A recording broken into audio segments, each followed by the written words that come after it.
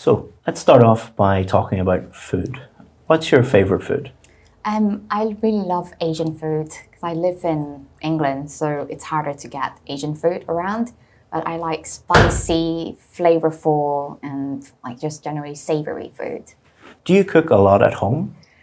Not as much as I would like to. I would love to cook more because I actually enjoy the process of cooking, but I just cook out of convenience and like because every day I've got to make sure I get my work done and then cook for my kids, which takes a lot of time. Sometimes we get takeaway, but they like it. What are popular takeaway meals in your local area? Fish and chips. It's a favorite with everyone, so that's an easy option. But generally, because of my own preference, I love just to get Thai and Vietnamese. This is something that I could just get around my local area. It's very easily sourced. How often do you eat fast food? I try to eat really healthily, but then I tend to go down the Filet-O-Fish McDonald's route when I'm traveling. So I suppose only once every few months. Now let's talk about seasons of the year. What's your favorite season of the year? Well, I love any time when the sun starts to come out. So around spring or early summer before it gets too hot. I just love a little bit of vitamin D and it makes me happier as well. So that is definitely better than the winter. What do you do when it gets too hot in the summer? Hide. I tend to also, go into any kind of buildings with air conditioning and I have the fan on every night when it's really hot. So yeah, when it gets really hot in the summer, I really need a lot of like fan and, kind of just anything I can hold with me when I go out as well. At what time of year do you normally go on holiday? I try to go outside of the school holiday season, but because I have kids, we tend to have to go during, when there's term breaks, when the school breaks. But my favorite time of going away would be during Christmas, because I much prefer to be in a warmer climate when it's really, really cold. So yeah, it's just that time before or after Christmas. Have you ever been on holiday somewhere very cold? Yes, I love Norway. It was amazing. It was just everything was like a picture perfect postcard. You could see the fjords in the distance and the what do you call them, icebergs. It was an experience, and to ride the husky sled, was also an amazing experience for me. Now let's talk about clothes.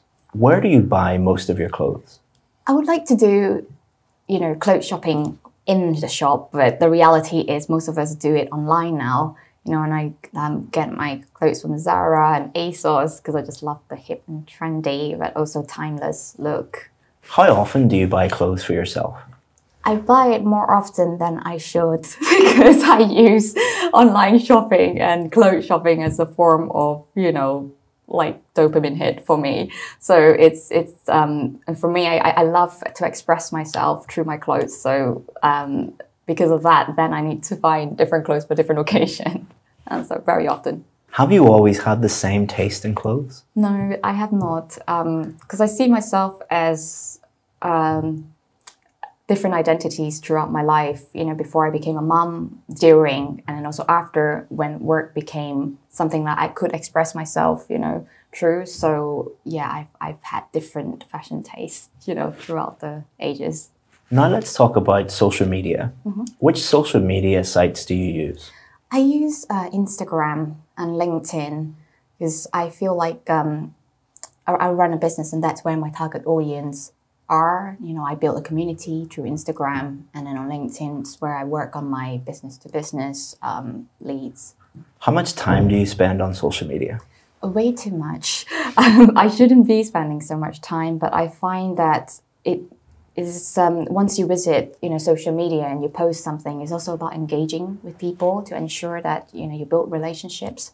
So yeah, a couple of hours a day. Is there anything you dislike about social media? I dislike the addictive quality about it, because so many of us are connected, through a tablet or a device now, and social media is our form of communication. So it's becoming even though it seems like you're being connected to loads and loads of people, the actual quality of your relationships with your immediate sphere, kind of falls by the side. So yeah, that's one bad side to it. That's the end of part 1 of the speaking test. So now we're going to move on to part 2 of the speaking test. I'm going to give you a cue card. You'll have 1 minute to read the cue card and prepare your answer. Feel free to make any notes during that 1 minute. At the end of the 1 minute, I'll let you know, and I'll ask you to speak for up to 2 minutes. Is that all clear? Of course. Okay. Here is your cue card. And I'll start the 1 minute preparation time. Here's a pen if you want to make any notes.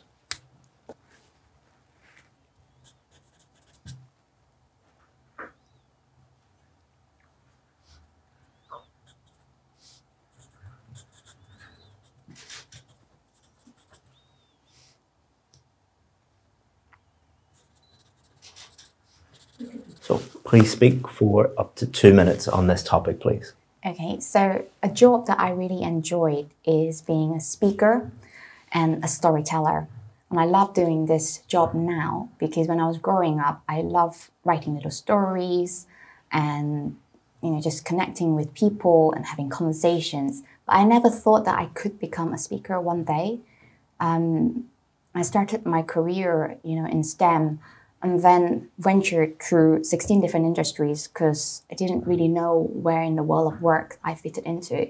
But eventually I realized that all this became really useful for me to gain all the skills that I needed, in communication, and brought it all together in a field that I was deeply passionate about. That allowed me to channel what I really love about my work and a topic that I love, to make a difference in people's lives.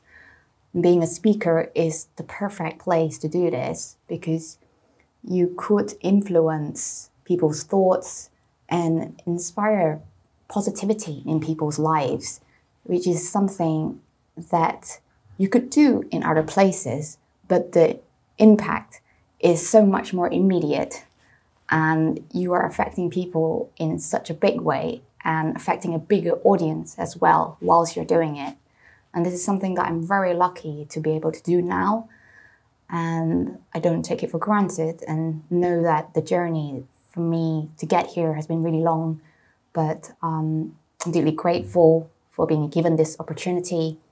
And why I like it also is that to be able to connect with people in a topic that is so personal about mental health and well-being, where in some way or other, we're all struggling in life. But Thank you very much. That's the end of the 2 minutes. Thank you. I could have gone on. No, absolutely good. So now we're going to move on to part 3 of the speaking test, and we're going to continue to talk about careers. What factors do you think are important when choosing a career? I think it's really, really important that we are interested in what we're doing. And because if you're not interested, then there's absolutely no chance that you're going to be able to have longevity in that career. We should also choose an industry where there's a potential for you to really grow within that industry. Because as we're moving now into the future of work, technology is very quickly replacing people, especially with artificial intelligence. It's threatening a lot of jobs like writing and recruiting and connecting, with people. So we need to look at how, the industry that you're going into has got the potential to go beyond that, technological capacity. What can you bring as a human, that no technology or anyone could replace you, if you were to go into it. Why do you think some people fail in some careers? I think one of the main drivers, I think, for people is money. And when you do anything solely because of money, then it will never work. And the reason people fail, I think, the biggest reason is because they have failed to align their identity with their work. Because we spend a third of our lives, in work. So a very big proportion of it, needs to feel fulfilled. And it can only be fulfilled if you understand, what you like authentically inside, and then, go into a career But then the reality is that most people then, just jump in and figure it out, explore, and then we'll work it out, in hindsight. I guess that's what life's about. Now let's talk about working from home. In the future, do you think most people will work from home?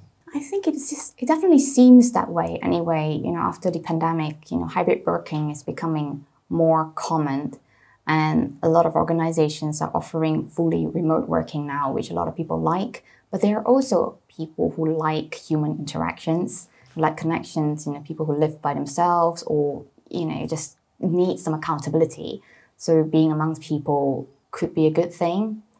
But I think if technology were to replace, a lot of the work, then people would actually eventually do more remote work. And finally, what are the disadvantages of working from home? Well, I guess it's the disconnection, from people, but also not getting accountability for your work.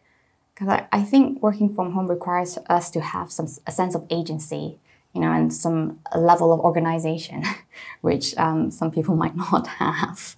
So we're dealing with different personalities here, and I think if we were to ask people what they prefer, then there's a better chance, for like either remote or not remote work to work. That's the end of the speaking test. Well done. Right.